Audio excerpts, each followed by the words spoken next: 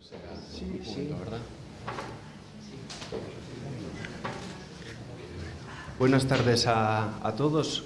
Me llamo Pedro Pablo Bazán y voy a moderar este coloquio que la CNT de Gijón ha querido organizar con nuestro compañero José Luis. El coloquio es desde el primer momento libre y abierto al público y se trata de que vosotros seáis los protagonistas. Voy a hacer una pequeña introducción y luego ya os dejo a José Luis todo para vosotros. Nosotros hemos querido hacer este coloquio con José Luis por una razón. Podríamos hablar del currículum académico que tiene José Luis, profesor, catedrático, todos estos rollos, pero desde el punto de vista académico a nosotros no nos importa. Desde el punto de vista de organización también podríamos hablar de que José Luis a lo largo de su vida como militante ha desempeñado muchas y muy importantes responsabilidades y ha tenido muchos cargos y demás, pero los cargos tampoco es algo a lo que le demos nosotros mucha importancia. Y entonces la razón por la que hemos querido hacer este coloquio con José Luis es porque, aparte de que creemos que es importante continuar y mantener la tradición de realizar este tipo de coloquios, que empezara en su día José Luis hace ya muchos años en esta ciudad. José Luis es una persona que nació un 31 de agosto de 1923, que bueno, casualidades de la vida, cuando vio la luz en Gijón andaban Durruti y los solidarios por aquí también. Y eso quiere decir que este año José Luis va a cumplir 90 años y eso lo convierte en una cosa en una palabra que a nosotros nos gusta usar, que es la palabra viejo, aunque en esta sociedad de consumo suele tener una connotación negativa. Algo viejo suele decirse algo que ya no sirve o algo que hay que tirar, pero para nosotros viejo es un sinónimo de una persona experimentada, de acumulación de conocimientos y por tanto de sabiduría. Entonces, en esa calidad de sabio hemos querido dar la oportunidad de realizar este coloquio, porque creemos que es importante que haya una comunicación, un diálogo entre las generaciones más jóvenes y aquellas más mayores, y esta fue una idea que me transmitió el año pasado en una conversación que tuve con Floreal Samitier, que falleció a finales del año pasado, y a su memoria vamos a dedicar este coloquio. Y entonces, cuando queráis, podéis empezar a preguntar o a plantear cualquier cosa. A mí me gustaría que nos contaras un poco lo que era la Escuela Neutra, que fundó Quintanilla y en la que tú fuiste alumno creo que 6 años. Que nos hablaras un poco del concepto de escuela que era, de cómo funcionaba, cómo se financiaba. Bueno, yo la verdad, como empecé la escuela de Quintanilla, pues cuando tenía 6 o 7 años, estuve hasta poco antes de cumplir los 13, tampoco te puedo decir cómo funcionaba y de dónde venían. Sé que sí, pagábamos una cantidad pequeña, no sé si eran 10 pesetas por mi hermano y por mí, o 12, no recuerdo exactamente, en fin, no quisiera mentiros en estas cosas, pero era una pequeña cantidad. Y Terio, ya sabéis que Eleuterio Quintanilla no era maestro de oficio, no era maestro que haya pasado por las facultades ni por ninguna escuela normal. Era un hombre que hacía chocolate, le llamaban el chocolatero, el chocolatero, Quintanilla el chocolatero. Era un hombre de una inteligencia extraordinaria, por lo que yo puedo recordar de él. Era un hombre de una sensibilidad muy grande y trataba a los alumnos un poco también de igual a igual. Es decir, nosotros nunca le llamábamos Eleuterio ni don Eleuterio, sino le llamábamos Terio. Terio, mira este niño. Esta era la cosa. Y Terio venía y atendía y... Bien, yo la verdad, en mi caso personal,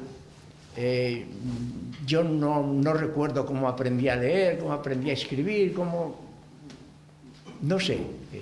Yo la verdad que no le daba mucha importancia a la escuela. Para mí la calle tenía mucho más importancia que la escuela. Solamente cobré noticia de lo que el aprender valía después de morir mi padre, después de que mataron a mi padre y yo me vi en el orfanato miliciano.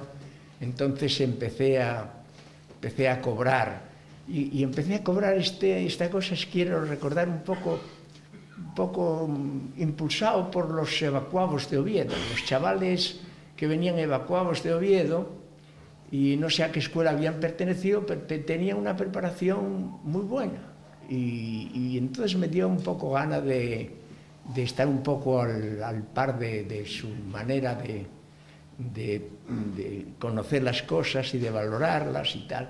Fueron chiquillos que después se marcharon a Rusia. Yo estuve a punto de marchar a Rusia con los niños de entonces. Todo el orfanato se marchó para Rusia, pero mi madre no nos dejó ir a Rusia, a mi hermano y a mí. No quiso separarse de nosotros. Entonces nos fuimos a Cataluña en vez de a Rusia. En la escuela teníamos, como seguramente la mayor parte de los mayores vosotros conoceréis, un solo libro, ¿verdad? Un solo libro donde había todo, todas las ciencias, las matemáticas, en fin, todo, ¿no? Y teníamos, sí, eso sí, caligrafía. Sí recuerdo haber escrito libros de caligrafía. Por lo tanto, de esas cosas yo no puedo acordarme mucho. De lo que me acuerdo es de que Eleuterio tenía una voz preciosa y nos leía capítulos de Il Cuore, El Corazón, o capítulos de cuentos o poesías, y yo todavía sé de memoria algunas poesías que me enseñó o que aprendí con Eleuterio Quintanilla. Recitaba primorosamente, con mucha sensibilidad, y uno sentía, o por lo menos yo sentía, que aquello era algo diferente de las cosas que uno encontraba por la vida, ¿no? Y aunque yo tenía más interés en ir a jugar al fútbol, a la playa, ir a robar manzanes, en fin, cosas de estas así, ¿no? Recuerdo que don Eleuterio, cuando la entrada era a las 9, nosotros íbamos temprano, jugábamos un partido y pasaban las 9, y al cabo don Eleuterio tenía que venir desde la escuela al muro a decir que ya es hora, y entonces nos llevaba allí. En fin, desde el punto de vista de la libertad era un primor, porque uno tenía voluntad, tenía posibilidad de expresarse libremente, de preguntar lo que fuera. Siempre había digamos, un encuentro por parte de don Eleuterio. Y luego, sabéis que aquella era un edificio, era una logia masónica. Entonces, en el cuarto de banderas había también unas banderas, en fin, unos símbolos con los que, como el cuarto estaba abierto, nosotros salíamos de la clase y empezábamos a jugar también allí. Tampoco había mucha disciplina de no entréis aquí o lo que fuera, ¿no?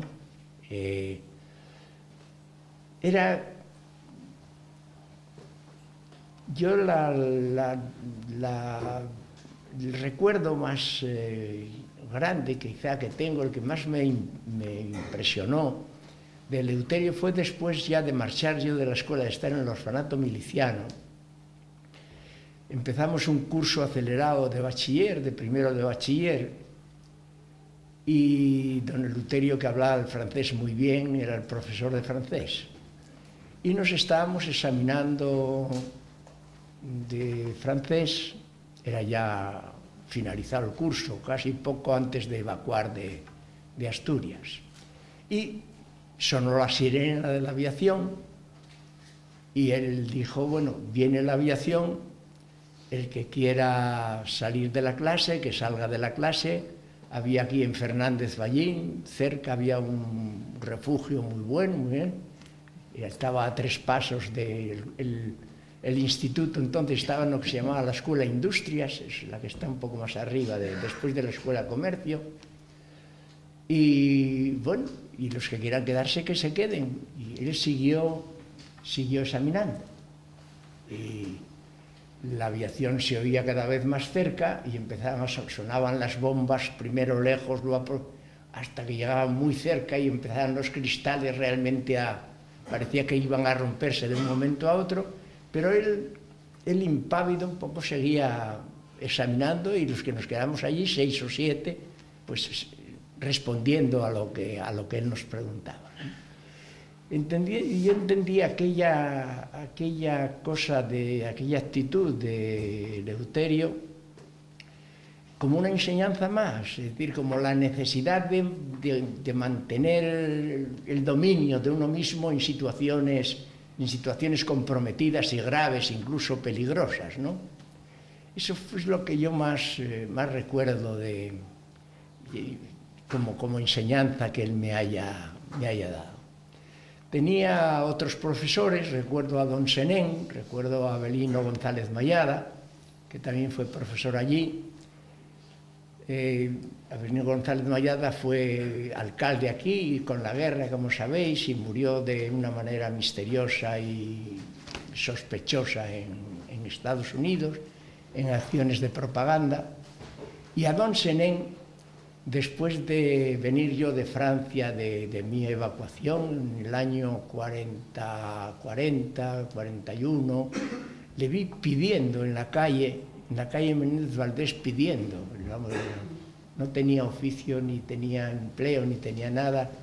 Es una de las cosas que más pena me causaron. Pero bueno, lo importante de aquella escuela, que yo recuerdo que fue para mí la única escuela en la que yo estuve, pues fueron los compañeros, la camaradería, la paternidad de don Eleuterio, explicándonos las cosas de una manera muy directa y muy sencilla.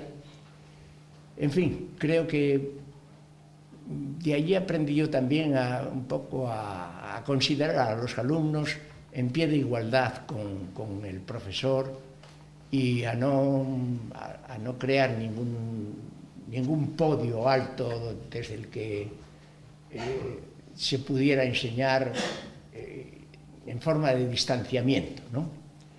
No te puedo decir mucho más que eso de Eleuterio. Yo te quería preguntar, por buscar una referencia en estos últimos 17 años, que son los que se mantiene el aula con tu nombre, ¿qué balance haces tú en lo político y en lo social a lo largo de estos 17 años en España? Según tu análisis, ¿cuál puede ser? A la situación de España, bueno, sí, en ese caso sería un poco hablar de la transición, ¿no? Más o menos de lo que supusieron los años de la transición. Yo ya el otro día en Oviedo di la opinión y defendí claramente que la transición era una etapa más del franquismo, era la 6ª etapa del franquismo. La primera sería un poco la de Serrano Súñer, la segunda la de Alberto Martín Artajo, la tercera del general Jordana, la cuarta la de Alberto Martín Artajo, la tercera, la cuarta la de Fernando Castilla, la quinta sería un poco la actuación del Opus Dei dentro del régimen de Franco, y la sexta sería la transición. Sería, por tanto, digamos, una manera de continuar el régimen adaptándose a la situación que el extranjero le imponía, ¿no? Había dos grandes necesidades, una necesidad internacional. La Guerra Fría estalla en el año 47, en el 48 ya está establecido el bloqueo de Berlín, los dos bloques están claramente diferenciados. A las potencias democráticas, entre comillas, occidentales, les interesa tener un bloque compacto en el orden político, en el orden económico, en el orden social en general, y se trataba entonces de ver de qué manera disfrazaban la dictadura franquista para que apareciera como una democracia, eso que ahora a cada paso, en cuanto se ven un poco comprometidos por una cosa u otra, no somos un Estado de Derecho y tal, y en fin, y eso lo hacen siempre. Bien, pues lo que yo más o menos manifesté es que la falsedad del inicio da lugar a una degeneración progresiva del régimen. Y en la actualidad nos encontramos con una fase realmente agudizada de esa degeneración. De manera que la corrupción, por lo tanto, y todos los aspectos degenerativos no son cosas episódicas que aparezcan en un momento determinado y por una razón determinada, sino que son connaturales con el régimen, ¿no? Connaturales con el régimen porque el régimen fue un régimen de compra. Es decir, España necesitaba, o el régimen franquista necesitaba un certificado de democracia, y los que tenían en su mano dar ese certificado de democracia, que eran los partidos políticos, pues por un lado se resistían, en fin, fue una manera de vencer resistencias, ¿no? A ver qué precio tiene este individuo, qué precio tiene el otro. Eso creó un relajamiento, claramente un relajamiento moral, que fue increciendo, fue creciendo cada vez más, y llega un momento en que inunda, por decirlo así, el panorama social. De manera que eso, combinado con la crisis económica, que naturalmente tiene otros orígenes, pero que aquí se hace más grave justamente por la forma en que se desarrolla, en que viene desarrollándose todo el régimen político y la situación política, y llega a un caso, digamos, de agravamiento tal que la opinión pública parece que objetivamente estaría ahora en una situación de decir: esto no tiene salida, esto no va más, si va a más va a peor, hay que tomar cartas en el asunto. Y yo pienso que es la hora en la que el pueblo tiene que tomar en su mano los asuntos públicos, tomar en su mano pues la autodirección o la autogestión de la cosa, que no puede hacerse de repente porque hay una fuerza física, militar, política, etcétera, etcétera, que lo impiden, pero que se hace cada vez más necesario que cada vez más gente y cada vez más intensamente se vaya cobrando conciencia de que el pueblo debe dejar la pasividad en la que ha venido viviendo o en la que le han hecho venir viviendo, y tiene que tomar en su mano la acción. La política está totalmente desprestigiada y hace falta que sean, digamos, las redes sociales, las diferentes capas sociales del pueblo realmente las que tomen en su mano su propio destino. Por lo tanto, es la hora de hacer, la hora de obrar. Yo no sé si esto es un poco lo que preguntas. Leí o te escuché, eso no lo recuerdo muy bien, un análisis que hacías en el que relacionabas la integración dentro del sistema y de las redes del poder de la socialdemocracia en relación con la primera revolución industrial, en relación con la segunda revolución industrial, la llamada científico-técnica, la integración del comunismo, de la Tercera Internacional, de los partidos comunistas, y que esta tercera revolución, la cibernética, por llamarlo así, podía acabar integrando al anarquismo dentro de las redes del poder. A mí esto me suscita bastante preocupación en el sentido de que ciertamente la revolución cibernética parece que sí atrapa en sus redes a mucha gente, y noto que la gente más joven, y llamo más joven de 22 años para abajo, pues está bastante alejada del entorno del anarquismo organizado hoy día. Entonces te iba a preguntar que si realmente esta revolución cibernética lleva camino de integrar al anarquismo, o cómo lo ves. En mi opinión, digamos, el sector marxista vive en una situación un poco equívoca desde finales del siglo XIX, en el sentido de que una doctrina como la que Marx lleva a cabo, de un carácter claramente revolucionario hasta los años 50 y tantos, y que después sufre una desviación evolutiva que un poco acepta la vía política. Es decir, Marx, por ejemplo, en La miseria de la filosofía, dice como objetivo, o en cuanto a objetivo político, pues si se entiende como finalidad, la vía política es un error, y es un error también como método. Es decir, que hay un Marx libertario hasta los años 50 del siglo XIX. Y ese Marx libertario es un Marx que confía en la acción revolucionaria de la gente, en crear.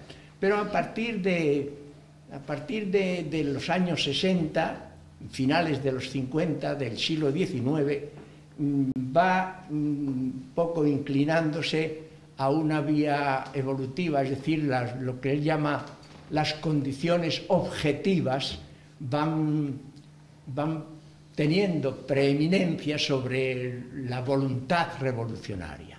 Llega a criticar la voluntad revolucionaria diciendo que los comunistas, cuando él abandona la Liga de los Comunistas, pues son, digamos, unos sujetos que están empujados por una voluntad subjetivista, y que realmente lo que hay que hacer es emplazarlos ante las condiciones objetivas de su propio pensamiento.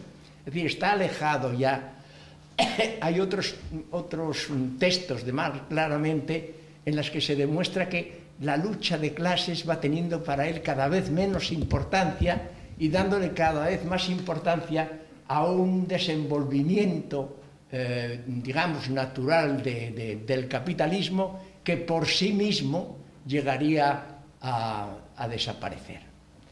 Es decir, esto concretamente en el prólogo a la contribución a la economía política del año 59, 1859, dice: ningún orden social desaparecerá en tanto no se hayan desarrollado totalmente las fuerzas productivas que están incluidas en él.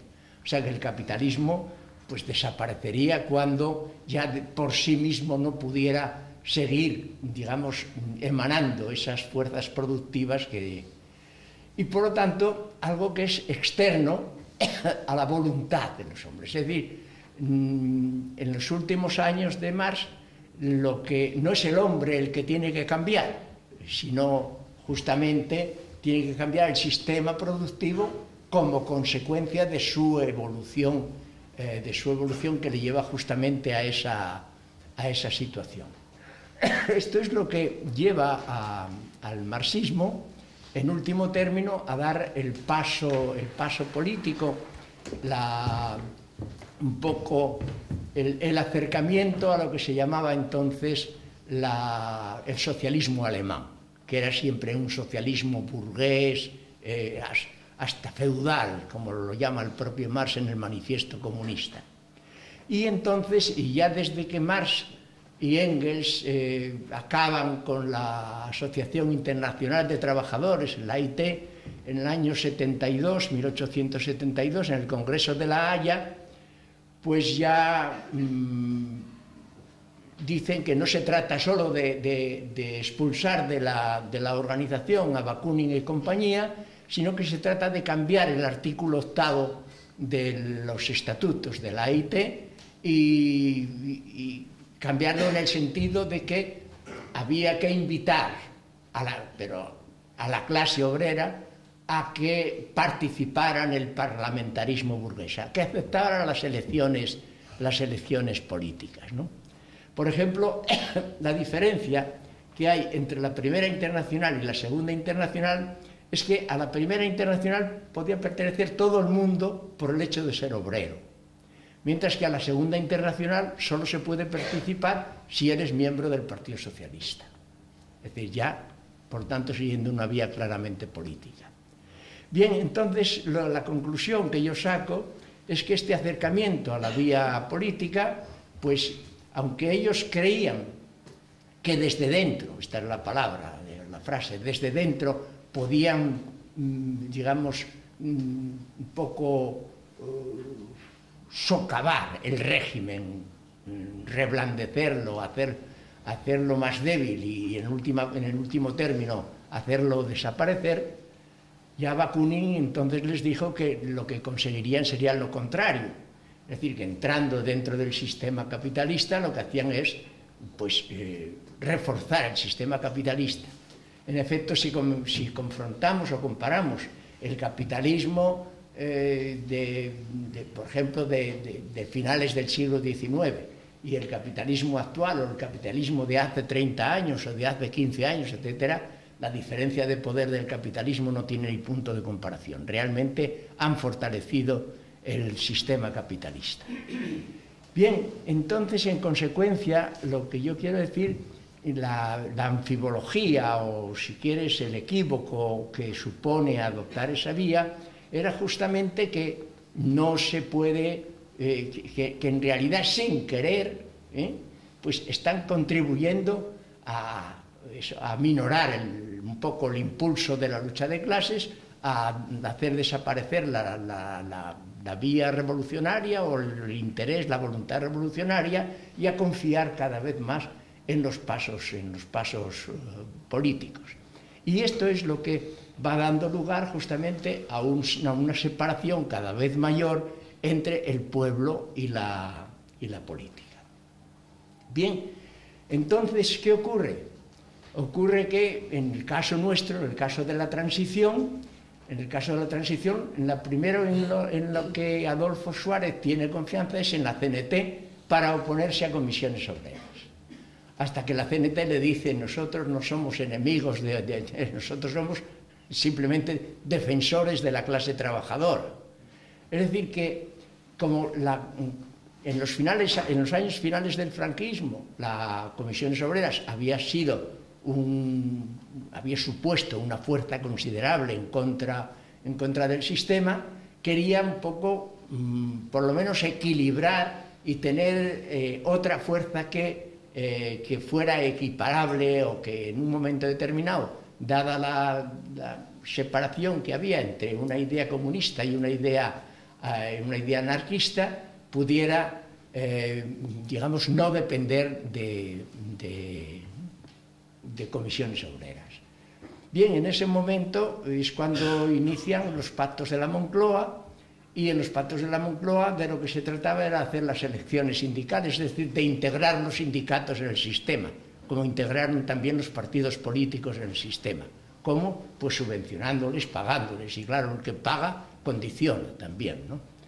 Y la CNT dijo que a ese juego no jugaba, que el Estado ni el gobierno no podía intervenir en cómo el sindicalismo tenía que regirse, sino que el sindicalismo tenía su propia idea, su propia finalidad y sus formas de organizarse.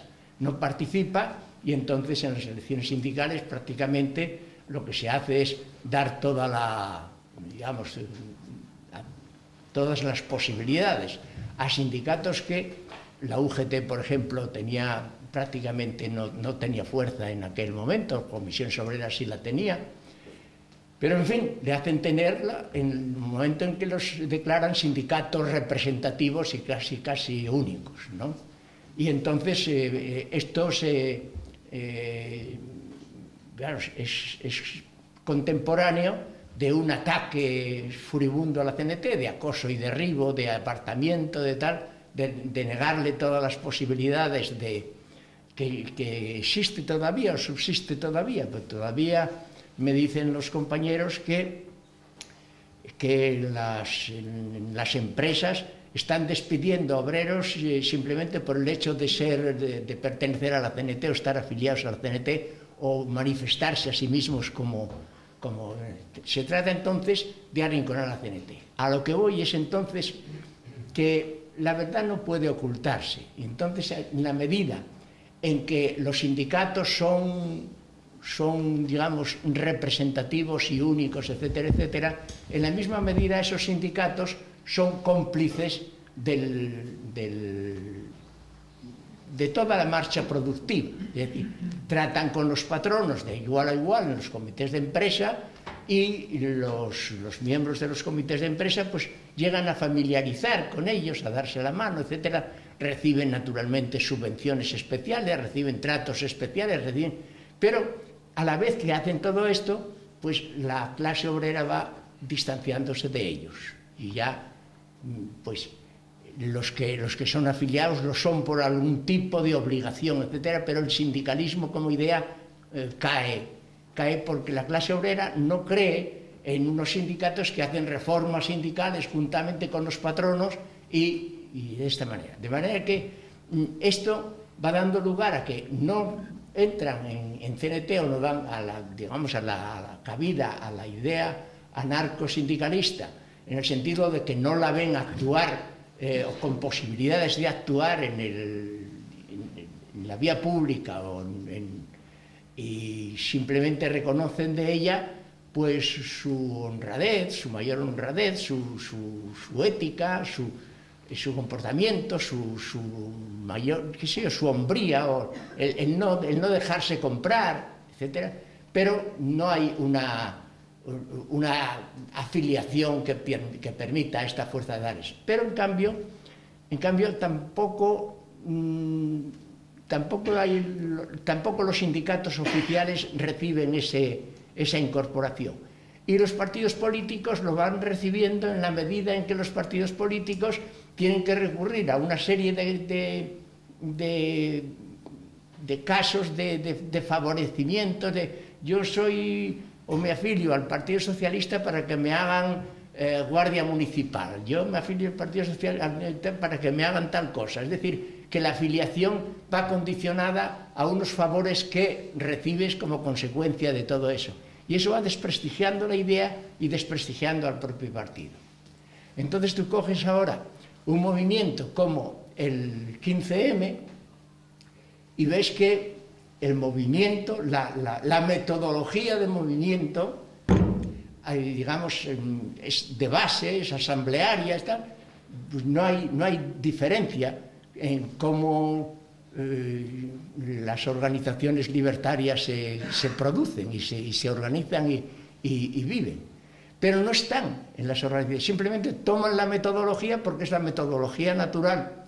Entonces lo que quiero yo decir con esto, que aunque la idea anarcosindicalista o anarquista en sí misma haya sido asumida y tal, digamos, las formas de conducirse, las formas de negar, sobre todo, sí son las propias del movimiento libertario.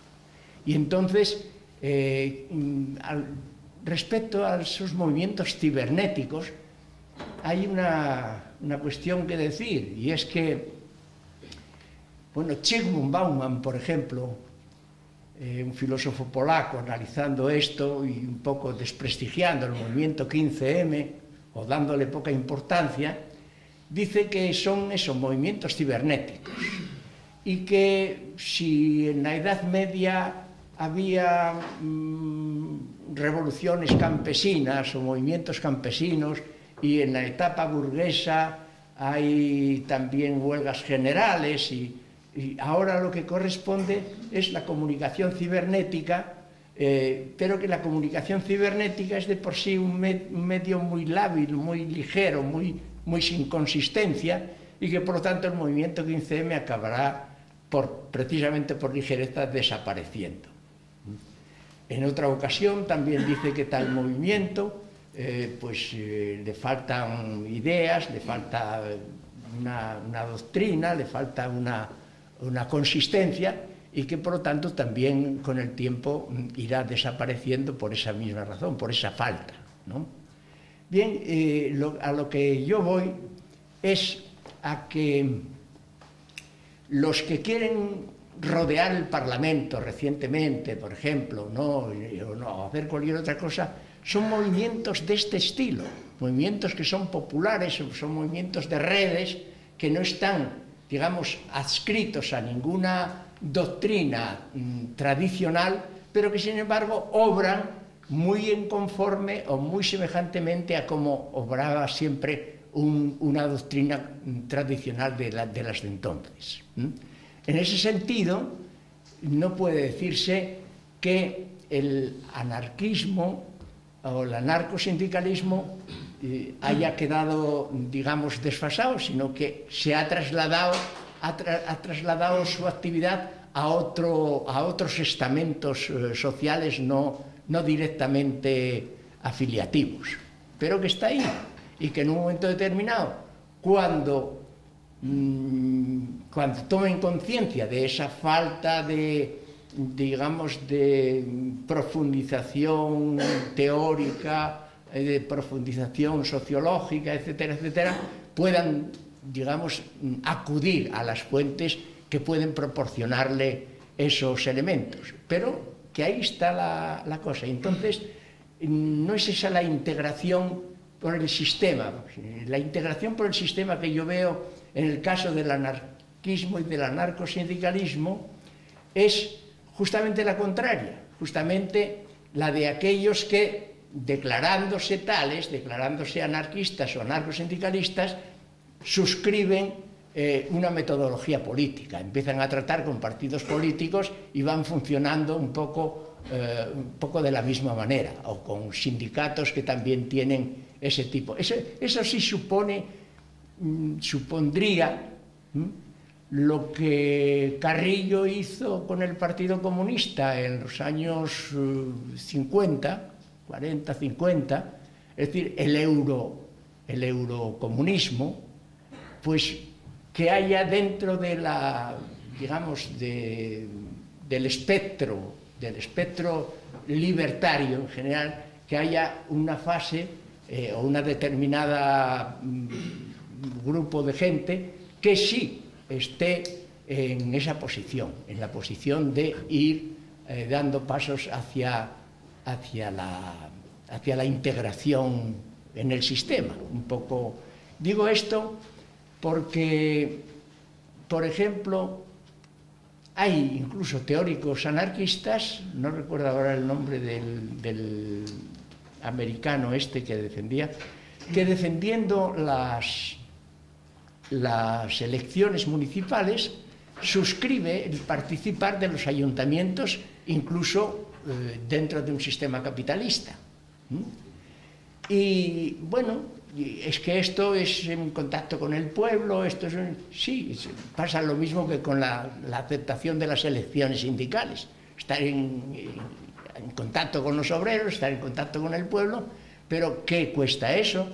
Pues cuesta simplemente si hacen las elecciones municipales, que los municipios se rigen estrictamente por la legislación capitalista, es decir, que hay la legislación de un Estado, es una legislación unitaria de la que el municipalismo forma una parte, de manera que entrar en él es aceptar justamente esa forma, ¿no? Eso sí significa una integración peligrosa, porque es una integración definitiva, una integración que yo creo que esa es las integraciones que vienen haciendo siempre los sistemas establecidos de las formas de oposición, que las vienen atrayendo un poco por eso y les hacen terminar suscribiendo todos los planteamientos que...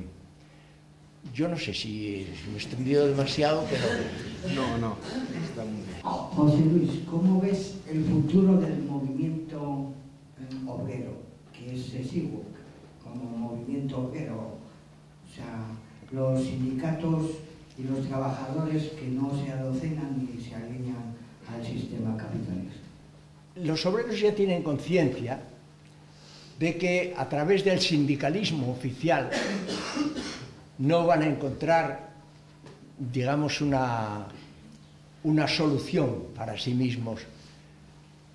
No tienes nada más que ver esas noticias que nos vienen de la Confederación Sindical Europea, donde de lo que se trata son problemas de eso, de estamos en una crisis y cómo podemos atajar un poco el paro, cómo podemos evitar que haya disminuciones de salarios o tanta disminución de salarios, pero en fin, todo dentro, acomodándose a lo que hay, no negando lo que hay, sino acomodándose a lo que hay. Para mí, el sistema capitalista está en una fase, digamos, de declive acusado. Mantenerse en esa situación así acusadamente débil y progresivamente debilitado, quizá pueda resistir 50 o 60 años, a lo mejor más, ¿no? 70 años, pero siempre en grado de declive. Es decir, si nosotros ponemos la atención en las crisis económicas y vemos que cada 5 o 10 años han venido habiendo crisis económicas cada vez más fuertes, cada vez más graves, que para solucionar una crisis han tenido que hacer tal tapujo y tal otro, etcétera, etcétera. Por ejemplo, la crisis última de los años 80-90, pues para salir de ella, sencillamente a lo que recurrieron fue a esa trampa de la... ¿cómo se llama? De la construcción, que tiene un nombre eso. Esa es la cosa, ¿no? Bien, ¿qué pasó? Pues que había una crisis tremenda y entonces esto se soluciona sencillamente dando muchas hipotecas, muchos préstamos, haciendo que con los préstamos se compren casas o se pidan la compra de casas. Hay una abundancia de compra de casas, etcétera, pero esos préstamos se están dando préstamos digamos, en el aire, en el vacío, sin un fondo detrás que garantizase aquellos préstamos. Y en un momento determinado todo eso hace crisis tanto en Norteamérica como aquí en España, donde se copió la cosa americana. Bien, entonces, ¿qué es lo que eso? Pues sencillamente que para tapar los defectos económicos de aquella, recurrieron a una trampa que no podía durar mucho tiempo. Es decir, que económicamente no se pueden hacer esa clase de tapujos porque se acaban descubriendo, no solamente descubriendo, sino agravándose, presentándose como mucho más graves de lo que anteriormente eran. Y esta situación es la que va constantemente produciéndose, de manera que entonces esto da lugar a una cosa. Si se analiza la marcha económica, se va viendo que las crisis van siendo progresivamente cada vez mayores. Es decir, que el capitalismo que superara esta crisis, si consigue superarla, si no suceden otras cosas, y que dure esos 60 o 70 años, ese capitalismo acudiría acabaría entrando en otra crisis mucho más grave que la crisis actual, que ya es, ¿no? Y entonces de lo que se trata es de que el pueblo tome conciencia de esto. El pueblo tome conciencia de esto y que se niegue a este paripé, a estas falsas soluciones, y que tome la cosa en su mano. Es decir, es una acción popular que no tiene una salida inmediata, porque no es de hoy para mañana, es una cosa que llevará años, pero que hay que empezar a moverse en cuanto a la formación de la conciencia y en cuanto sobre todo a la acción física en el orden social. Esto es lo que sí realmente aboca a una situación que será un cambio total. El capitalismo tiene que desaparecer porque es una forma productiva de carácter irracional, y entonces llegar a la autoproducción, a la autogestión productiva de la propia clase obrera. Que sí hay posibilidades. En España tenemos ya del año 36 al 39 ya hay un sistema de colectivizaciones que probó que en plena guerra se producía más que antes de la guerra. Se producía un 60% más siempre, y a veces se llevaba a un 100% más que en tiempos de paz. De manera que hay esa posibilidad. Esa posibilidad, simplemente para ello, pues eso, tenemos que llegar a la conclusión de que no puede aceptarse una situación donde un señor tenga, por ejemplo, los 235 hombres más ricos del mundo tienen más dinero que los 2/3 del mundo restantes. Eso no puede aceptarse de ninguna manera, ¿no? No puede aceptarse que la gente, pues ahora por ejemplo, hay una crisis, los coches dejan de venderse o tal porque no hay eso, pero en cambio los coches de lujo, eso sí, esos van para arriba, hay una venta excesiva incluso de los coches de lujo para los que tienen dinero, que siguen ganando su... Esa situación tiene que acabar, ¿eh? Y entonces, la pregunta que tú hacías es, ¿qué es de la clase obrera? Pues la clase obrera tiene en su mano el tener esta conciencia, el no dejarse torear por los sindicatos oficiales o tal, que, bueno, pues ya lo estamos viendo, ¿a qué recurren o qué es lo que quieren? Oiga, llámenos a negociar, oiga, llámenos a negociar. Y claro, de esa negociación saldría siempre lo que ha salido, un paripé y nada en sustancia para la clase obrera. De manera que otra forma, ¿no? Hay que acabar desde mi punto de vista, hay que acabar con esa situación. Y entonces la clase obrera tiene que, primeramente, bueno, pues si los sindicatos en esta forma no... ¿Pero qué hay? ¿Hay que organizarse? Sí, hay que organizarse. Pero hay que organizarse en forma de asambleas, en forma de relaciones entre asambleas, en forma de acuerdos de base que vayan de abajo arriba, y que todos terminen en fin, la organización, eso sí, el orden en el sentido organizativo, el saber organizarse, el saber, digamos, tomar un acuerdo que no es un acuerdo de unos pocos, sino que es un acuerdo mayoritario porque ha sido discutido en asambleas y tal, y promover todos los pasos y los medios que hagan eficaz, eso es importante. Es decir, que no haya barullos, que no haya en un momento determinado decir, bueno, ¿y ahora qué? ¿Ahora qué? ¿Ahora? Sino que se tenga previsto eso. Y eso lo puede hacer la clase obrera perfectamente, porque es su destino, eso es lo que yo pienso que...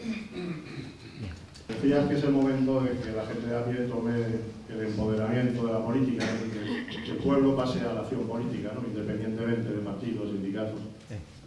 Yo ahí veo dos obstáculos muy grandes. Uno es el grado de perfeccionamiento de la maquinaria de manipulación mental, ¿no? Empezando por la escuela. La escuela me parece que es un horror. Y sin embargo ahora mismo pues tenemos un movimiento importante defendiendo la escuela pública, porque la agresión del capital es precisamente que estudien los ricos nada más, y los otros porque estén ahí encerrados en garajes, ¿no? Un poco así. Luego los medios de comunicación, el control tan grande que tiene el capital de los medios masivos de comunicación, fundamentalmente la televisión, pero bueno, vemos que la industria cinematográfica pues también, fíjate, el cine que se hace ahora en España no refleja para nada la realidad tan crítica que existe, ¿no? Y por otro lado veo que la sociedad está tremendamente urbanizada, ¿no? Entonces, ¿Este último? Urbanizada. Yeah. Hace 60 años, poco más, el 80% de la población aquí era rural. Eso da un grado de autosuficiencia mínima necesaria para mantener una independencia respecto al capital, pero es que ahora mismo debe ser al revés, el 90% de la población es urbana. Incluso podemos decir que los alimentos que se consumen en este país no se producen aquí, vienen de China, de Argentina, lo cual da un grado de indefensión y de falta de dependencia del capital muy grande, ¿no? En ese sentido, pues también quería pedirte opinión sobre el movimiento Vía Campesina, que me parece que tiene una consigna para mí muy revolucionaria, la soberanía alimentaria, que me parece que es fundamental para que podamos tener esa iniciativa, esa independencia de acción política contra el capital. Tienes razón en casi todo lo que has dicho, pero hay que ponerle coto a todo eso, es decir, aceptarlo pura y simplemente sería entrar en un pesimismo y en no se puede, y ¿qué voy a hacer? Es más fuerte que yo, me supera, y yo a eso es a lo que me niego a aceptar, ¿no? Es decir, hay posibilidad de luchar contra eso.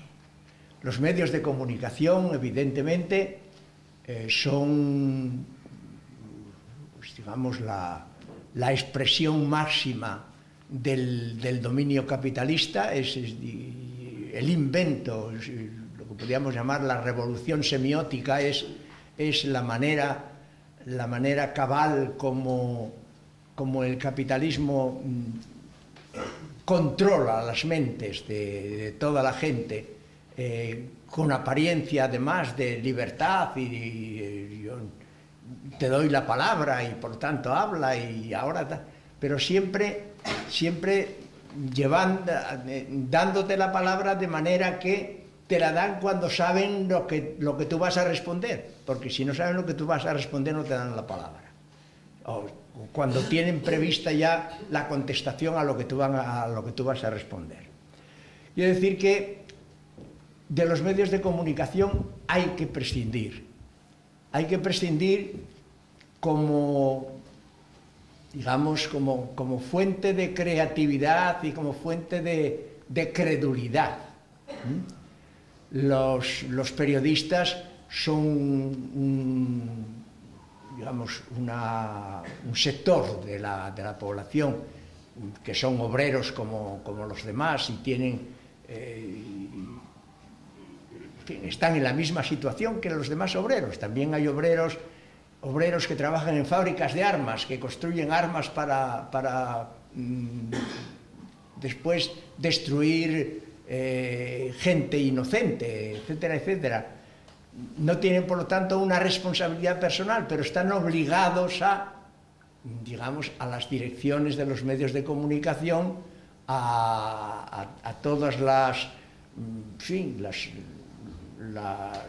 los acuerdos que el medio de comunicación del que estamos tratando tenga con el gobierno, en fin, de las 1000 imposiciones que los medios de comunicación tienen encima, y por tanto están sometidos a ellos. Y bueno, había Derrida, un filósofo francés, decía pas de journalistes, pas de noticias. No queremos saber nada de noticias ni de periodistas. Es decir, hay que buscar otra manera de llegar a la verdad. ¿Por qué? Porque la noticia que te dan viene ya condicionada. ya han tenido en cuenta para trasladarla, primero encuadrarla en una serie de cuestiones que hagan que tú, de aquella noticia que te dan así servida, saques una consecuencia que sea la aceptación del medio en el que estás viviendo. Por lo tanto, los medios de comunicación van a engañarte siempre. Son necesarios, yo oigo las noticias en la radio, etcétera, son necesarios para mirarlos justamente de una manera contraria a la que ellos quieren que la mires. Es decir, la materialidad de la noticia y para sacar conclusiones diferentes de aquellas que te quieren hacer.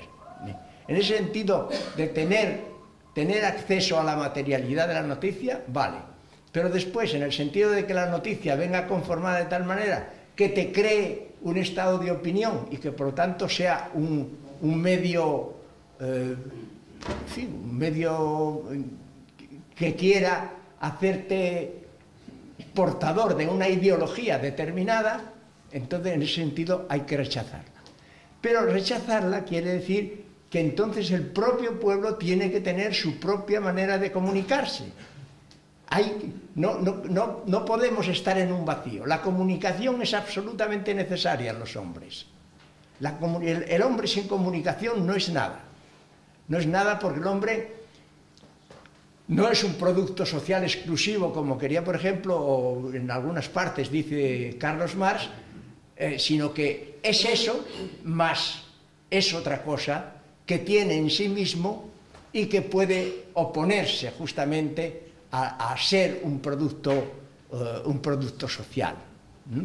De manera que en esa situación hay que crear medios de comunicación y nosotros ahora tenemos un poco las redes, es decir, tenemos el Internet que sí, tomado de determinada manera, por ahora, puede servirnos de intercomunicación, de otra forma de hacer periodismo, de otra forma de comunicar las noticias y de otra forma de crear un estado mental que pueda, digamos, hacernos entender entre varios, es decir, que la acción no sea puramente individual, porque individualmente no puedes hacer nada en sociedad, nada más que hablar, gritar o lo que sea. Necesitamos el grupo, necesitamos la asociación, necesitamos el conjunto.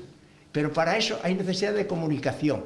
Y esa comunicación tiene que comportar ideas. Y esas ideas tienen que ser justamente racionales en el sentido de que no haya contradicciones ni sirvan de tapujos para ocultar intereses bastardos.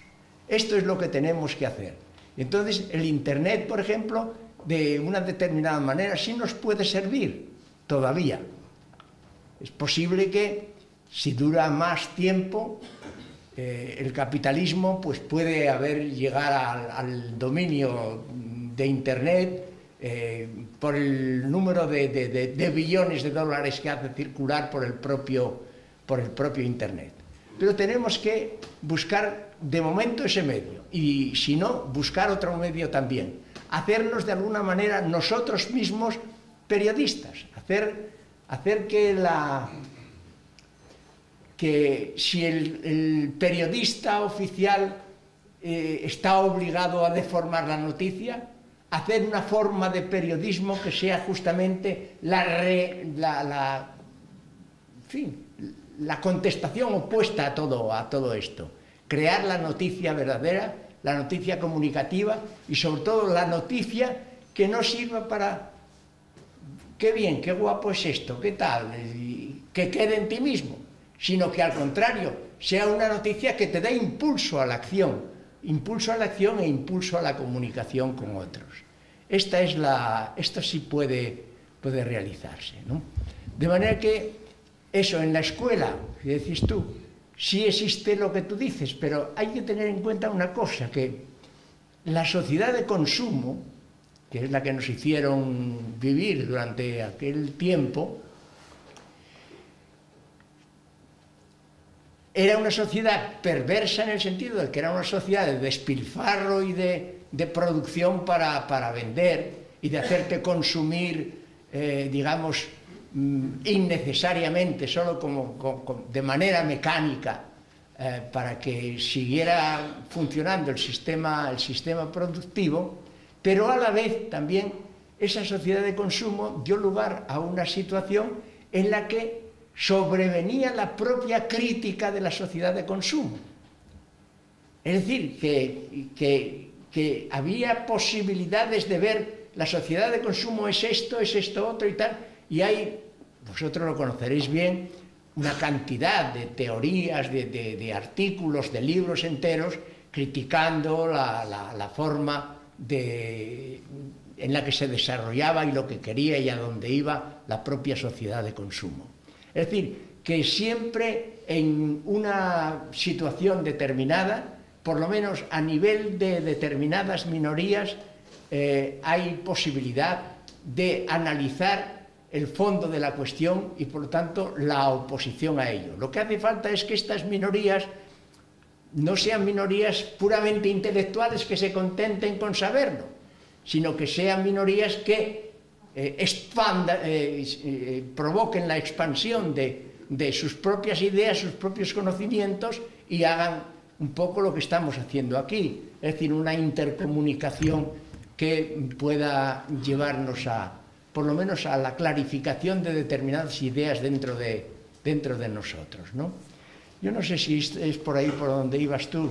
El abandono del campo se sabe que es una cuestión de la economía, es decir, sencillamente el campo, por un lado, hay que tener en cuenta, por ejemplo, la pequeña propiedad agraria, que tenía unos 7.000 millones de individuos que eran propietarios, pequeños propietarios.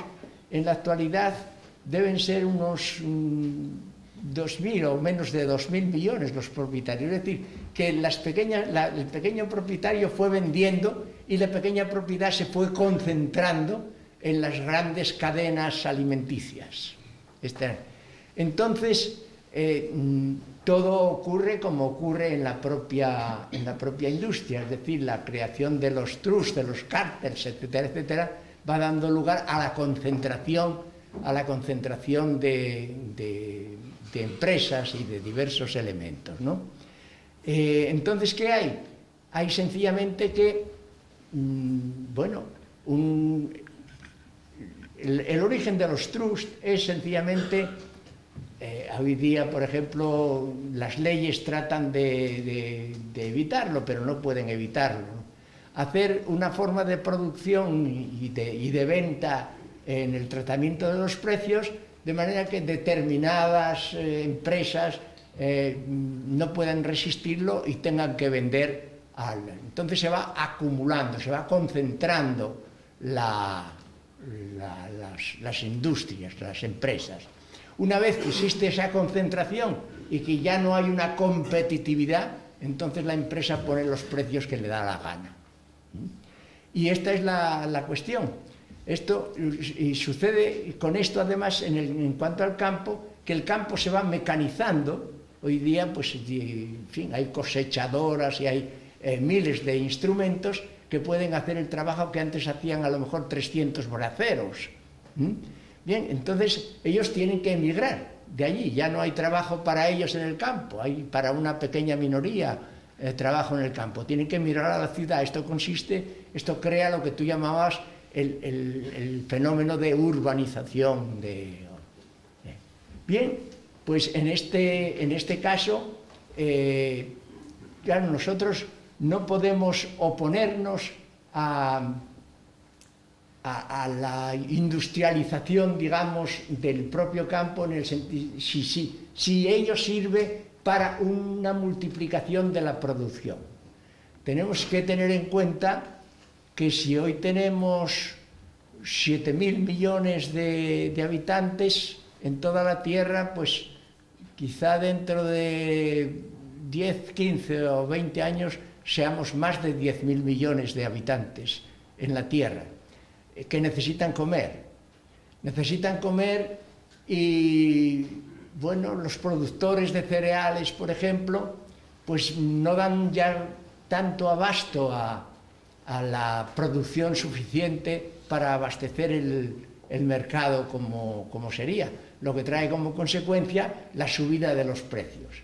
Claro, la subida de los precios en gente que gana a lo mejor $1 al día trae como consecuencia el hambre, la hambruna general. Nosotros estamos naturalmente por la satisfacción de las necesidades de toda la humanidad. Y esto es otra de las cosas en la que yo quería hacer hincapié, en que ya no, aunque los movimientos tienen necesariamente que partir localmente, es decir, de localidades concretas, pero siempre tienen que tener un punto de vista universal, general. Es decir, que la internacionalización no debe desaparecer nunca de nuestros planteamientos y de nuestros propios deseos. Y por lo tanto, la vida entera de la humanidad, la igualdad, en fin, que es a lo que nosotros realmente debemos aspirar. Pero en fin, esto sucede, por ejemplo, con el hecho de que Norteamérica, que era el mayor productor de cereales, ya produce menos cereales. Ya tenemos también el hecho de que China, que consumía un determinado número de cereales, ya consume casi el doble de lo que consumía. Hay una petición mayor, y como China tiene más capacidad económica, los que van entrando en pobreza, en hambruna, pues son Bangladesh y todos los países y los pueblos de tal manera semejante. Por lo tanto, en cuanto a la productividad, no tenemos Ahora, esa productividad tiene que estar en manos de cooperativas, tiene que estar en manos de colectividades, tiene que estar en manos de los obreros y no en manos de los capitalistas, no en manos de las grandes empresas. Y tiene además que comunicarse, no tiene que tender a hacerse cada vez mayor, las transnacionales, por ejemplo, sino extenderse cada vez más, estar cada vez más extendidos. Y de esta manera es como en el caso del campo y de la economía lo que hay que extender a una unificación del campo. Tiene que desaparecer la diferencia campo-ciudad.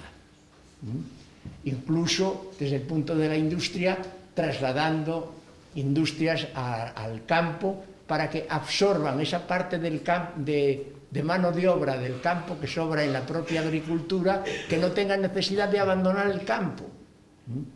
Y esta es digamos, en el problema campo y alimentación lo que yo pienso.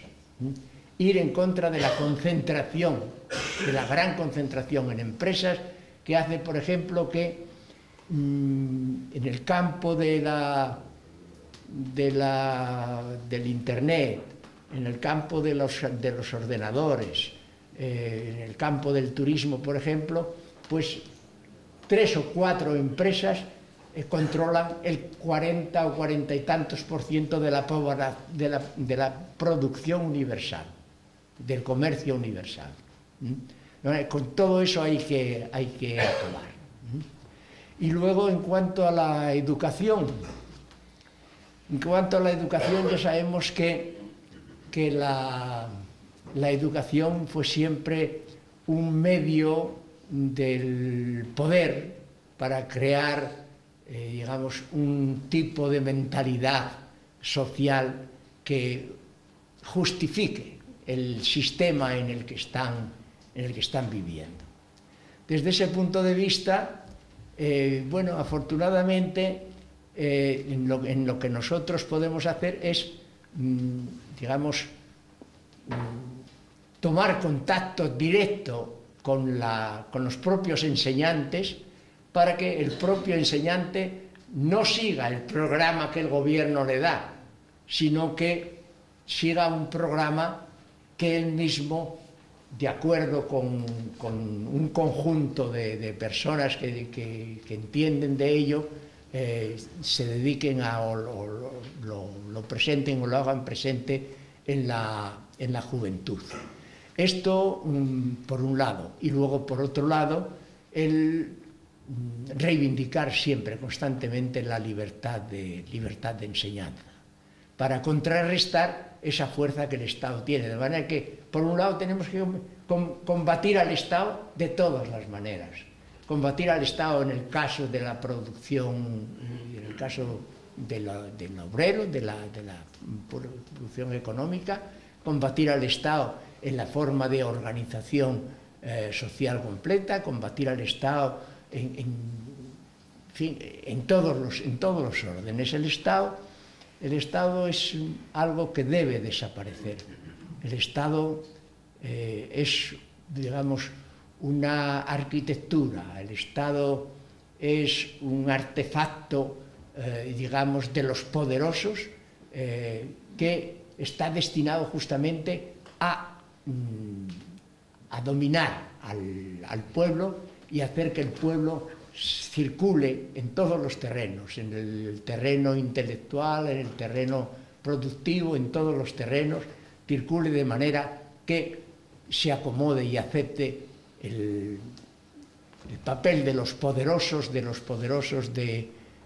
momento. Poderosos del momento que, por ejemplo, en la Edad Media eran los señores feudales que tenían poder político, y en la actualidad es el gran capitalismo, ¿no? Un poco es lo que se me ocurre contestarte, ¿no? ¿Sobre qué opina usted sobre de las grandes multinacionales y cadenas de distribución que han acaparado el 90% de la cuota de mercado, y como consecuencia de eso el pequeño comercio y la pequeña industria desapareció? Sí. La mayor parte, si no desapareció del todo, va a desaparecer. Sí, que son los que realmente crean puestos de trabajo. Eso por un lado. Luego están todos los países del este, y el principal es China, que está fabricando para toda Europa a unos precios ridículos, fabricados por unos obreros industriales que no tienen protección social ninguna, en unas condiciones mucho más ventajosas para el industrial chino que nosotros. Entonces, yo creo que el origen de la crisis que tenemos está en China y en esas grandes cadenas de distribución que fueron los que fueron echándonos a la ruina año tras año. ¿Y qué solución? Ahí no tendría que el Estado intervenir y regular los mercados para no para no ir creciendo el paro como está creciendo. Es la marcha normal de los chinos. Son 1.300.000, o sea que ellos solo son la quinta parte de la tierra, más. Y allí también hay hambruna, es decir, que allí, en fin, hay gente que sobre todo la gente del campo, que está en una situación penosa, ¿no? Luego hay que tener en cuenta otra cosa también. Es en la OCDE, por ejemplo, habla de los obreros, generalmente los obreros europeos, ¿no? Dice los obreros del Occidente, quizá Norteamérica está incluida también en esto, pero dice que son digamos, obreros mimados, en el sentido de que consumen más, esto es lo que dice la OCDE, consumen más de lo que la economía internacional produce. Bueno, nosotros ahora estamos padeciendo un poco eso. La marcha de el grande se come al pequeño, eso ha existido siempre dentro del capitalismo. Y por lo tanto, la tendencia del capitalismo, la tendencia natural del capitalismo es a la creación, a la concentración de capital. Y la concentración de capital supone la desaparición de las pequeñas industrias. Esto, y me parece que además, por lo menos desde mi punto de vista, es una de las, quizá de las razones principales de la crisis actual. Es decir, que el capitalismo financiero está queriendo acabar con la pequeña industria por un lado. Por otro lado, está queriendo acabar con lo que podríamos llamar el carácter político de los estados.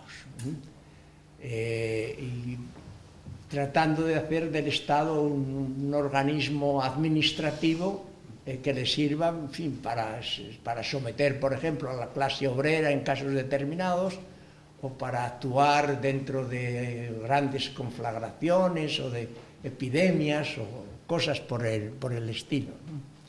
De manera que eso es inevitable, eso es dentro del desarrollo capitalista, esto va a seguir siendo así y seguramente se va a ir incrementando. Es a donde quiere ir justamente la crisis actual, es a eso. Y la pequeña industria, aquí en España lo que ocurre es que en España el 80% de la producción era pequeña industria, pequeña y mediana industria.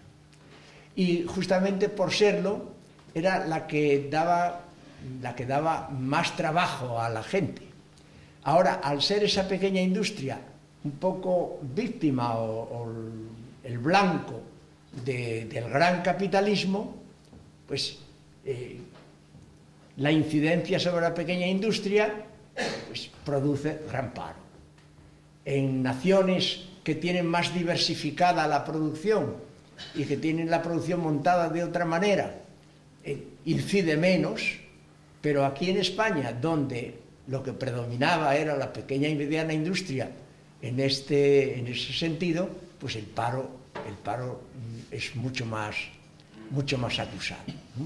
De manera que las dos cosas, si tú querías una respuesta que te diera pistas sobre cómo impedir ese desarrollo, no va a haberlo. No, creo yo, mi opinión es que... La socialdemocracia no es la que es más apta para regular los mercados que no el neoliberalismo. La socialdemocracia no regula nada. No, el mercado lo regula el capital, el propio capital. De manera que los estados no pueden hoy día para elaborar una ley que ponga una tasa a una operación comercial, a una operación capitalista. Para eso se ven y se desean y así todo tardan mucho y después esa ley tiene 1000 trampas para orillarla, etcétera, etcétera, ¿no? Es decir, que los estados políticos, en realidad lo que hay en la actualidad es una pugna entre el capital queriendo tener poder político y el poder político querer seguir teniéndolo, ¿verdad? Y esta pugna se está solventando a favor del propio capitalismo. Los estados no pueden... Norteamérica, por ejemplo, ahora tiene el poder, aquello que llamaban el abismo fiscal, que consistía sencillamente en que le dieran permiso a Obama para tirar de la máquina y hacer dinero para invertirlo. Pues eso parece que tuvieron un mínimo acuerdo y tal, pero es cuestión de prensa. Si vienes en las últimas noticias de Norteamérica, Obama se sigue quejando de que por culpa de los republicanos no pudo haber eso y en consecuencia va a tener que despedir a 50.000 tal, etc. O sea, va aumentando el paro. Y eso es cuestión todo del... Si un Estado le da la maquinita, todo eso es deuda pública. Y deuda pública, imagínate, por ejemplo, en España, la deuda pública debe ser de unos 900.000 millones, casi se acerca al billón, y la deuda privada supera o llega a los 2 billones. ¿Verdad? Que en conjunto son casi 3 billones de euros la deuda española, ¿no? Y eso cuándo se paga y cómo se paga, y en realidad ahí vienen todos los engaños y tapujos con los que el señor Rajoy nos quiere servir de una manera o de otra, ¿no? Bien, en conjunto creo que respecto a lo que tú preguntabas, para mí no hay solución respecto a las pequeña y mediana empresa. Es decir, que la crisis fomentada desde el capitalismo financiero a lo que va es a la destrucción, si no a la destrucción, por lo menos a la adscripción, a la conversión de esas pequeñas y medianas industrias en piezas auxiliares de sí mismo, del capital financiero. Esto es de lo que yo creo. A mí siempre me fascinaron los filósofos, siempre me fascinaron, son fantásticos. Y hasta ahora, pues, me gusta seguir escuchándolos. Lo que estoy comprobando ahora más o menos es que se limita mucho... Que separa un poco el micro. Se separa un poquitín el micro para que no... Que se está limitando a España, prácticamente a los problemas actuales aquí en España. En principio, el mundo no es todavía uno, está muy separado. Hay una parte de los árabes, por ejemplo, que yo creo que van a ser un problema muy gordo durante muchísimos años. Entonces, ¿quién es el que no está en contra? O sea, en contra del capital estamos la mayoría, segurísimo. Pero esa gente tiene una mentalidad que a veces yo incluso me atrevo a compararla con la de los españoles. Porque en realidad aquí cuando la barriga está llena, pues uno se olvida mucho de las cosas. Hay un problema de que llámame la atención que sea importante la duquesa de Alba, me da importante que sea me llama la atención que sea importante el que va a heredar al rey. Me da importancia la juventud, que botellón, sexo y velocidad y cosas de esas. Y por eso a 50 años, que es lo que dijo usted, que dentro de eso empezaría el declive, si no empezó ya. A mí me parece que va a haber muchas generaciones todavía por delante. Y bueno, concretando más bien, que nos diga algo del mundo, de esa Al-Qaeda o algo de eso, y de esos sitios tan complicados que posiblemente retrasarían siglos.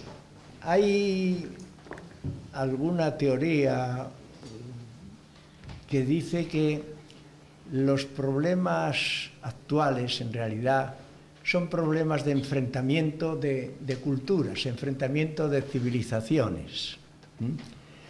Y algunos el problema árabe lo entienden y lo justifican de esta manera, ¿no? El mundo árabe tiene una concepción de la vida, digamos, de carácter religioso, con arreglo a una doctrina determinada, y piensa, digamos, esa manera de entender la doctrina es mucho más, digamos, mucho más activa, o impulsa mucho más a la acción de lo que el cristianismo, por ejemplo, puede llegar a solicitar de los propios creyentes cristianos, ¿no? En este sentido, digamos, el islamismo es una doctrina expansiva. Una doctrina expansiva. El catolicismo, vamos, el cristianismo lo fue también en su época. En la actualidad, en fin, después de constituida la Iglesia, ya parece que en fin, que no tiene ese afán de expansión, sino simplemente el afán de conservar lo constituido. Pero en el caso del islamismo hay ese impulso a la expansión de la propia doctrina. Y es una expansión que no compromete solo la pura creencia, sino la transformación social, la forma de vivir, la forma de organizarse, los valores éticos de una determinada manera, y precisamente por esa expansividad es lo que tiene un poco de peligro respecto a la conservación de la libertad individual, ¿no? Desde ese punto de vista es desde el que algunos sostienen la idea de que los problemas actuales son problemas de enfrentamiento de civilizaciones. De ahí, por ejemplo, la propuesta de Zapatero de la armonización de las alianzas de civilización, etcétera, etcétera, ¿no? Bueno, en ese sentido, la cosa, en fin, es grave porque a lo que aboca es a un enfrentamiento, es decir, a una situación, digamos, de guerra más o menos cubierta o encubierta o descubierta, que opera en unas ocasiones en unas regiones de la Tierra, en otras en otra. Ahora parece que es en Malí donde está en fin, el punto álgido, pero pasado mañana puede ser en otro sitio, etcétera, etcétera, ¿no? De manera que eso es una realidad y eso está ahí, y eso es un problema, digamos, del mundo árabe, del que el Occidente entiende que debe defenderse, pero claro, cuando el Occidente entiende que debe defenderse, ahí están también los intereses capitalistas.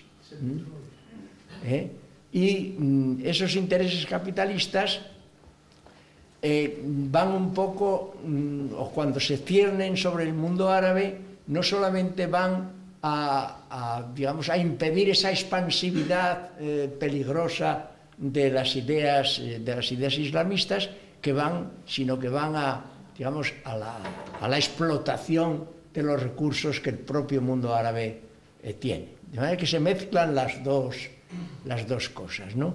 Desde nuestro punto de vista, vamos, no se puede aceptar, por ejemplo, una expansividad religiosa que comprometa la libertad individual, pero tampoco se puede aceptar, digamos, una expansividad imperialista que en el orden económico se instale en Afganistán o en Pakistán o donde quiera que sea, con la finalidad o socapa de defender la libertad, en realidad defender los intereses de las grandes empresas.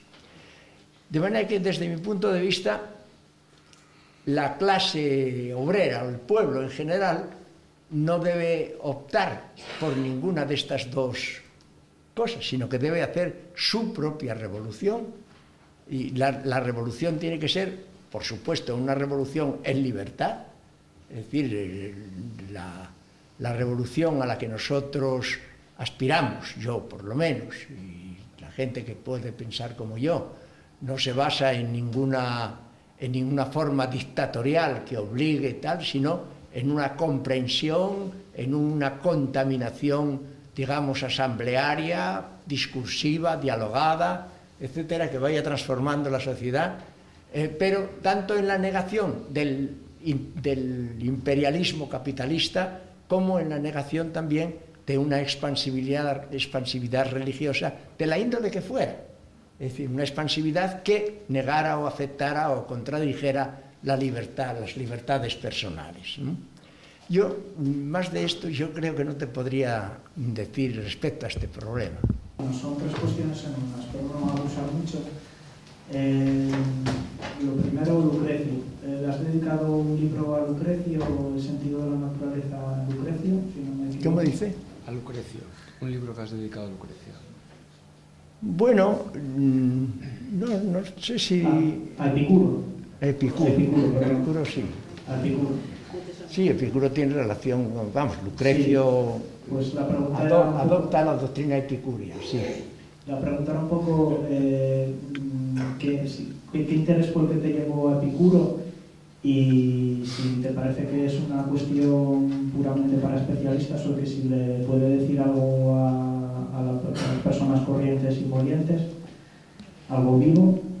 Y luego una siguiente, un poco enlazando esta cuestión del interés por los antiguos con alguien que tuvo posturas también así anarquizantes y a la que le dedicaste el otro día, junto a dos personas, dedicaste el otro día la intervención sobre Marx, sí, de García Calvo, un poco cómo fue tu trato con él, y luego García Calvo tuvo como uno de sus referentes a Antonio Machado, del que la otra persona a la que dedicaste la charla creo que tiene también un libro sobre sus proverbios y cantares. Un poco para los que no conocemos la obra de García Wiedemann, un poco si pudiera sugerir que ha dejado de valioso, por dónde podríamos empezar. Bien, respecto a Epicuro, ¿qué me llevó a interesarme por él? Bueno, porque Epicuro, en primer lugar, porque fue en su época un autor maldito. Es decir, fue Epicuro, los habitantes y los, digamos, la intelectualidad de aquella época del helenismo, pues no suscribía las posiciones de Epicuro. Epicuro me interesó primero porque, siguiendo un poco, pero no adscribiéndose enteramente a Demócrito, daba una explicación del mundo que a mí, como a Marx, Carlos Marx tiene la tesis doctoral de Carlos Marx es también sobre Epicuro y Demócrito. Me interesaba por lo que respecta a la libertad. Es decir, que Epicuro entiende que el origen del mundo es una lluvia en paralelo de átomos, una lluvia eterna de átomos, que en un momento determinado y sin que haya ninguna razón que le obligue, se desvían en un momento determinado, porque les da la gana. Es decir, no hay una razón. Esto se desvió por esto, por lo otro, no hay razón ninguna.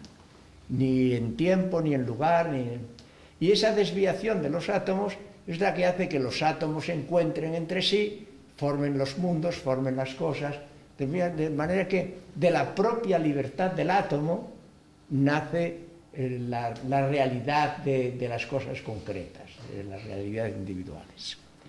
Esto, por un lado, no es porque yo suscribiera la cosa, pero me parecía interesante en cuanto al respeto de la libertad, etc., ¿no? Luego, me interesó de Epicuro el jardín de Epicuro, el quepos que llamaba él. El jardín de Epicuro, que era un terreno, en fin, amplio, propiedad suya, tenía un letrero al entrar, forastero, detente, entra aquí, aquí te gustará vivir, aquí la libertad de cada uno y la búsqueda del placer de cada uno es lo que priva. Bien, pues Epicuro quiso con aquella forma de regirse los amigos, un poco imitar lo que, un poco desfiguradamente, más bien desfiguradamente, Fourier en el siglo pasado quiso con sus falansterios ofrecer. Es decir, una manera de producir, de autoproducir, una manera de relacionarse sin Estado, sin política, etcétera, ¿no? Y esto estaba reñido con la sociedad establecida, es decir, con la polis, ¿no? De manera que se desarrollaba al margen de la polis. Era un modelo de vida que respetaba la libertad y que respetaba el pensamiento, etcétera, etcétera, ¿no? Y la idea que Epicuro podía tener de la posible expansión de esto era que quepoi, o sea, jardines como este, se instalaran en Roma, se instalaran en diversas partes de Italia, en el Próximo Oriente, etcétera, y que así, quizá, con la multiplicación de ellos pudiera dar lugar a un cambio cambio social, ¿no? Esto ya es más bien pensamiento mío, doctrina mía, pero el caso es que sí había esa expansión, ¿no? Sí había esa expansión y sí había ese respeto del modelo primitivo del Quepos, del jardín de Epicuro. Bien, la otra cosa que era... Sobre García Calvo. Bueno, García Calvo no sé, bueno, se ocupó también de Epicuro, sobre todo en su versión latina, la forma en que Lucrecio interpreta a Epicuro, hace la traducción de Lucrecio, una traducción preciosa además, y bueno, del mundo clásico Agustín García Calvo lo dominaba enteramente. Agustín fue compañero mío, si preguntas también por las relaciones, desde la época de estudiante. Fuimos los dos alumnos de Antonio Tovar, desde el año 40, él desde antes, pero yo desde el año 45 en adelante, hasta que se murió prácticamente, ¿no? Nos licenciamos al mismo tiempo, los dos hicimos el examen de premio extraordinario, yo, en fin, continué una amistad con Agustín, que no fue solo una amistad de tomar unas copas o de visitarte, sino una amistad profunda, intelectual, de una comprensión del interior, de una visión un poco poética del mundo también. Era lo que me atraía de Agustín y por lo que trabé esa amistad con él. Agustín fue un gran lingüista, un gran poeta, un gran teórico de lo social a su manera, con sus ideas, un gran hombre. Fue quizá de las inteligencias más relevantes que dio este siglo pasado, en fin, la civilización en la que nos encontramos aquí en España. ¿Qué otra cosa que preguntabas? García Wiedemann, que no conozco su obra, pero sé que tiene algún libro. Sí, de García Wiedemann. Bueno, el interés por Antonio Machado es un interés bastante antiguo, sobre todo por los proverbios y cantares de Antonio Machado. Sobre todo porque quienes admiraron la poesía de Antonio Machado le echaban en cara esta última dedicación de él. Decían que era un empobrecimiento poético. No nos parecía, y a Emilio menos todavía, que esto fuera así, pero era otra manera de hacer poesía, era una manera de hacer una poesía cotidiana, una poesía que sirviera a los módulos vitales de cada momento, ¿no? De esta manera escribe el Juan de Mairena, por ejemplo, que es una delicia yo invito a todo el mundo a que lea el Juan de Mairena de Antonio Machado, y la forma poética de hablar es una filosofía popular, realmente popular, pero profunda, muy profunda, de manera que leyendo los cantares y proverbios de Antonio Machado, pues uno piensa en Feuerbach, uno piensa en Hegel, otros piensan en Marx, pero siempre es una poesía muy completa, muy profunda en el sentido. Tiene un libro que, si aquí estáis interesados, tiene algunos ejemplares que le quedaron. Yo puedo mandar aquí algunos para que los veáis, aquí a la TNT. Y el libro está prologado por Pedro Cerzo Galán, que es uno de los más grandes filósofos actuales. Y esto es lo que... Antonio Machado es una figura viva. Es una figura viva no solo por lo que digamos de armónico pueda tener su pensamiento, sino por lo profundo, lo humanamente profundo que es su modo de escribir y el contenido de sus poemas, ¿no? Bien, ya quedamos en esto, en que yo mandaría aquí algunos libros para que si queréis ver el libro de Emilio, lo conozcáis más de cerca. En España, de cada 10 cabezas, 9 visten y una piensa. ¿Qué piensas? Que decía una realidad. Decía una realidad la España de Antonio Machado y bueno, y en la España actual sigue siendo lo mismo. De eso se trata y de eso tratamos ahora y concretamente con este acto, de que las cabezas dejen de embestir y empiecen a pensar.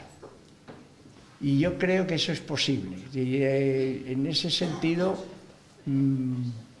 Antonio Machado escribió, pero no tuvo esa relación popular de tú a tú con un público, y ni era posible tampoco en aquella época.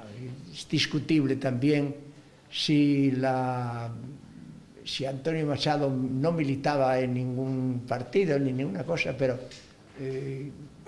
ver a qué tipo de doctrina o de pensamiento pudiera escribirse es difícil en Antonio Machado.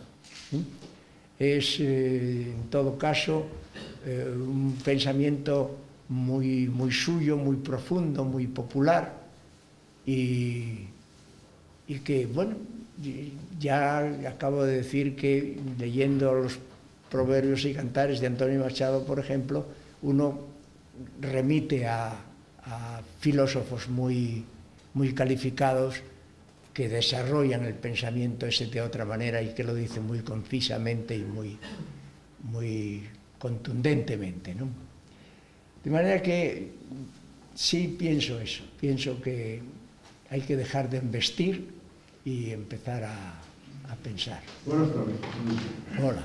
Quería saber qué piensas sobre el proceso de la realización personal de la persona en cuanto al tema de la revolución, del proceso revolucionario, desde el momento en que la frase que la revolución empieza por uno mismo tiene esa importancia que yo veo un poco ausente en tu discurso.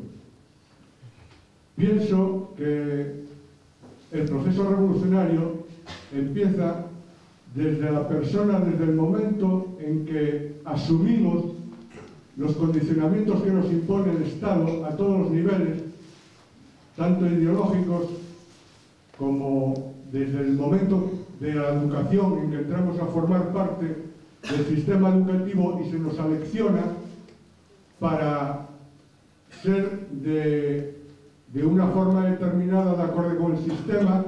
Eso pienso que impide el proceso revolucionario de la persona. ¿En qué sentido podemos desembarazarnos de esos acondicionamientos para poder dar libertad, para poder tener libertad de conciencia y comprender cómo se puede hacer ese proceso revolucionario? Bueno, hay una cosa que desde el punto de vista del pensamiento debe quedar clara, ¿no? No puede haber una auténtica revolución sin un auténtico cambio personal. ¿Por qué razón? Aquí salió en varias ocasiones la expresión de que el sistema nos condiciona nos condiciona ideológicamente desde todos los desde todos los puntos de vista. Perdón.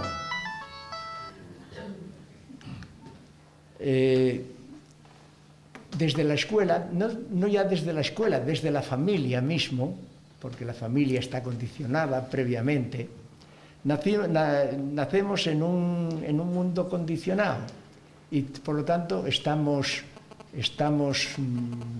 sometidos un poco a eso. Ahora, la expresión de que el hombre es un producto social, así pura y simplemente y exclusivamente, en eso yo no estoy de acuerdo.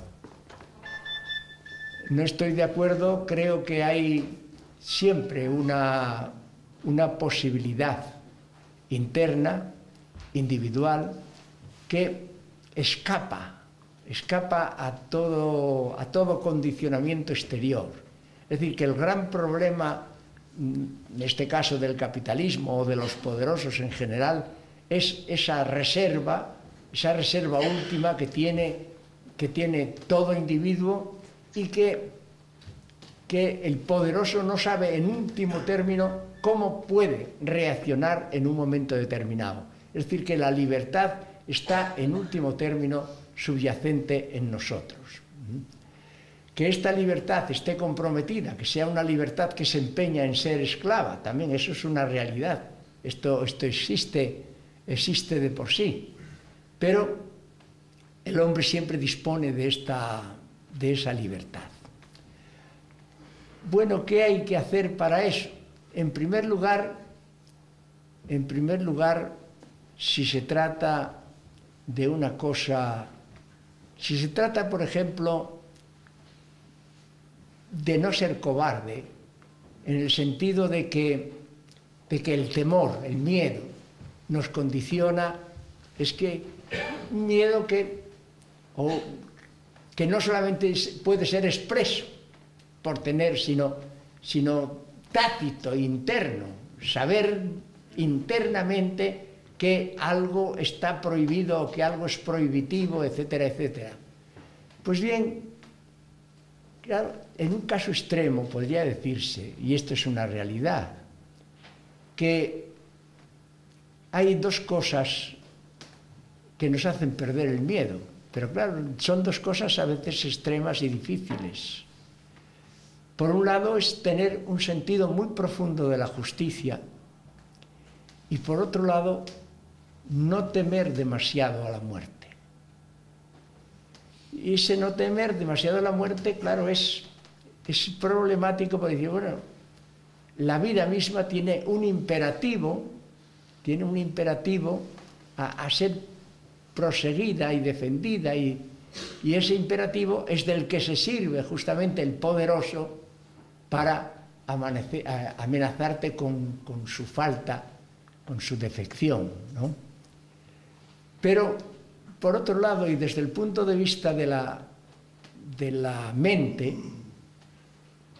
si todo el mundo sabe internamente que aquí no queda nadie, es decir, que la marcha de este mundo es algo natural y normal, se trata de una cuestión de tiempo.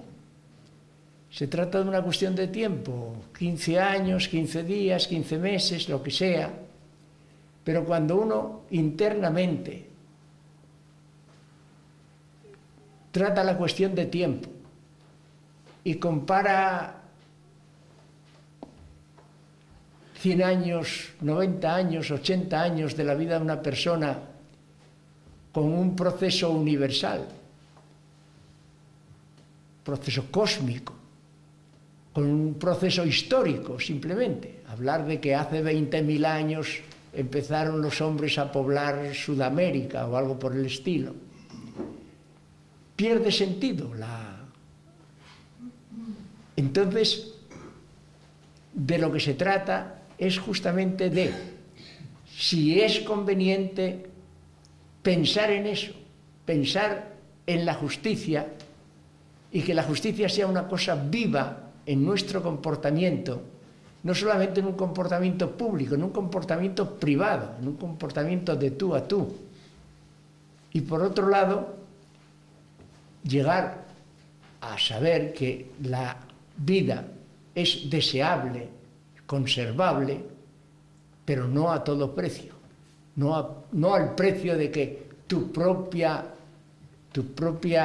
libertad individual, tu propia conciencia, tu propio sentimiento de ti mismo tenga que ser empeñado por una prolongación, digamos, material de la existencia. Esto, en la capacidad o en la posibilidad de ser o de iniciar o de querer ser un revolucionario, tiene importancia, tiene una importancia fundamental. Pero sobre todo, ya si uno quiere no plantearse el problema de la muerte o de la vida como tal problema en sí, simplemente plantearse el problema de la libertad y de la conciencia individual. Es decir, la dignidad personal.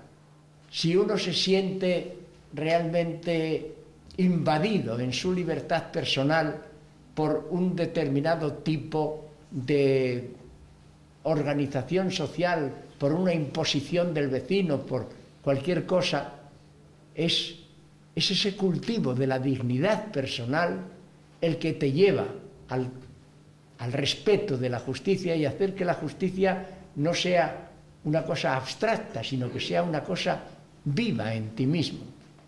Bien, preguntabas entonces cómo se puede hacer revolucionario. Pues de esta manera, pero la razón humana es una razón débil en el sentido individual de la palabra.